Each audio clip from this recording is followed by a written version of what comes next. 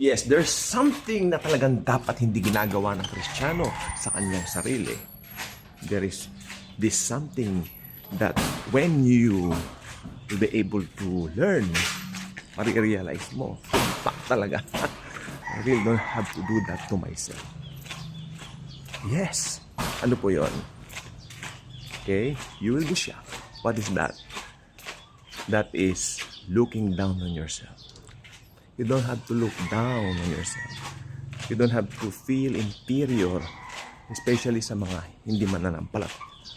You are above anyone because you belong to Jesus. Okay? And sabi ng Colossians, tayo ay pinaupong kasama ni Jesus sa kalangitan, sa gloria ng kalangitan. Not inferior. Sometimes nakakalungkot. Kasi may scenario one time, upon preaching the gospel, may isa po kaming kapatid natin sa Lord, no? Sabi niya, nahihiya naman ako mag-preach dun sa lugar na yon kasi puro mga professional ang mga nakatira.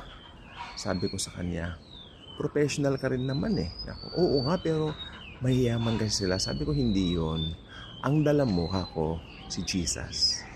Yung perfect, redemptive, finished work na ginawa niya sa buong mundo para maligtas ang sangkatauhan. Yun ang dala mo, ako. Ikaw ang, hindi sila, sabi ko, hindi ikaw may kailangan sa kanila. Sila ang may kailangan sa iyo. Okay? Just preach, ako. And then, kasi kanya-kanya kami ng mga assignments that time. At sa biyaya naman daw ng Lord, nagawa naman niya. At doon niya napatunayan na highly favored and greatly blessed sa mga Kristiyano. Okay? Lalo na talagang pre-preach mo yung ginawa niya sa krus ng Kalbaryo. I think this was about 2013, no? Nangyari. Matagal na rin. Alala ko nga yung mga bata pa kami noon, pero grabe yung activity ng pag-preach. Kasi wala pa naman yung mga ganitong social media platforms. Although meron naman Facebook dati, pero you cannot just put your message there dahil hindi pa naka-video, unlike now. Okay, so ngayon wala ka ng excuse not to share the goodness of Jesus dahil lahat ng available platforms binigay na ni Jesus sa atin. Okay, ano ang verse na masasabi natin kung bakit nasabi kong highly favored and greatly blessed tayo? Maaaring ibang magbibigay ng ibang verse na talagang ganun ang tumbok, pero ito po makikita po ninyo eh. Very familiar po itong verse na to at ating pong bubuksan ng mga Biblia natin. Do you have your Bibles with you?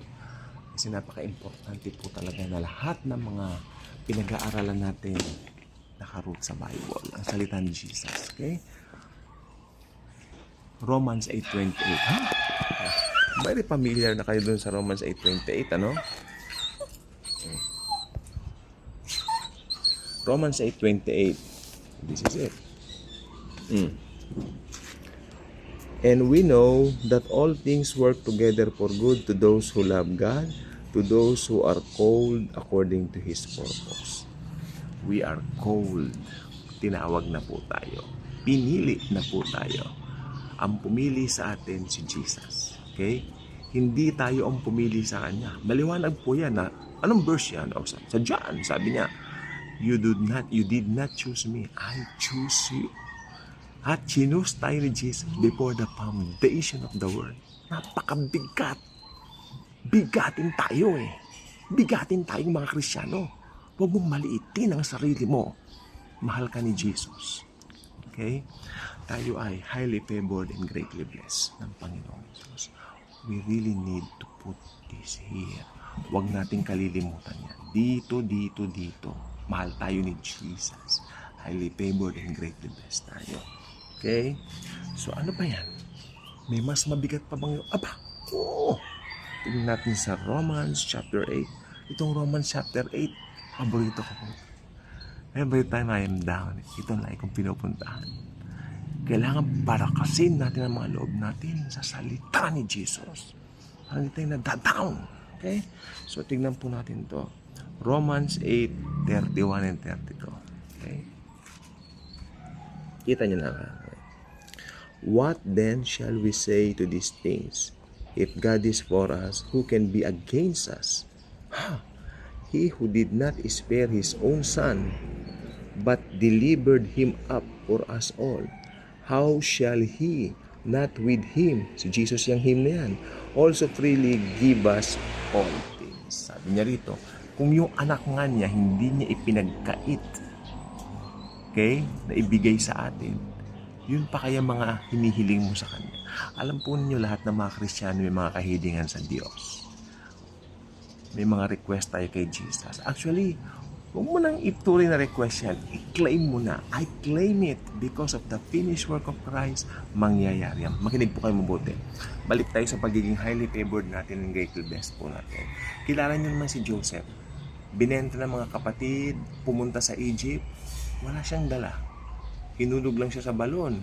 Hinubad pa nga yung damit niya kasi ipinakita kay Jacob na siya raw ay nilapa ng mabangis na hayop. Nilagyan nila ng dugo yung kanyang mga damit. So, si Joseph dumating sa Egypt, walang-wala po siya, nakahubad siya. No, dinala doon bumili sa kanya. Uso dati yung mga bumibili ng alipin At ang napunta po siya sa household ni Potiphar, 'di ba, dun sa Egypt. At napagtripan siya ng asawa ni Potiphar kasi magandang lalaki po si Joseph. Hanggang sa pinagbintangan siyang nagtangkang manggahasa doon sa asawa ni Potiphar na hindi naman po totoo. Kaya ipinatapon siya ni Potiphar sa prison na doon may dalawang lalaki na naginip kung ano yung mga panaginip na yon. At yung isang lalaki po doon na cupbearer ng Pharaoh, naalala siya nung ito ay nakalaya. Kasi nagkaroon ng dreams ang Pharaoh na nagpahirap sa kanya. Okay? At nung nalaman ng Pharaoh doon sa cupbearer na si Jose marunong mag-interpret ng dreams, summon him here. Kanong Pharaoh, tawagin siya dito. Kanong Pharaoh, ikaw ba si Joseph? Kanong Joseph, ako nga si Joseph. Can you interpret my dreams? And the rest was history. Naging kanang kamay siya ng paraw sa Egypt. Why? Dahil ba magaling si Joseph? No. Sabi ko nga po, dinala siya sa Egypt, nakahubad siya. Dahil wala naman po siyang anything na possession. Nung dalhin siya roon, binenta nga siya ng mga kapatid niya. Di ba? Pero tandaan po ninyo, dahil nasa kanya ang pabor ng Panginoon, all things work together for good sa kanya. Ginamit siya ng Panginoon para maibsan yung magiging taggutom sa Ehipto o sa buong lupain during that time. Kaya yung mga, alam naman natin ng history, yung kanyang mga kapatid nakarating din ng Egypt, pinagbintangan pa niya, nagnakaw si Benjamin ng cup niya, pero hindi naman totoo yun, hanggang nagpakilala siyang sa si Joseph. Nag-iyakan yung mga brothers niya. Joseph! Sabi niya, huwag kayong umiyak. Diba? Nangyari ang lahat ng ito dahil niloob ni Jesus, niloob ng Panginoon na ako'y pumarito para matulungan ko kayo sa oras ng taggutom. Kaya ito, and we know that all things work together for good to those who love God, to those who are called according to His purpose. Old Testament pa lang po yan, ha? Ito ay Old Testament pa lang po. Makinig po mabuti. Old Testament pa lang po ito.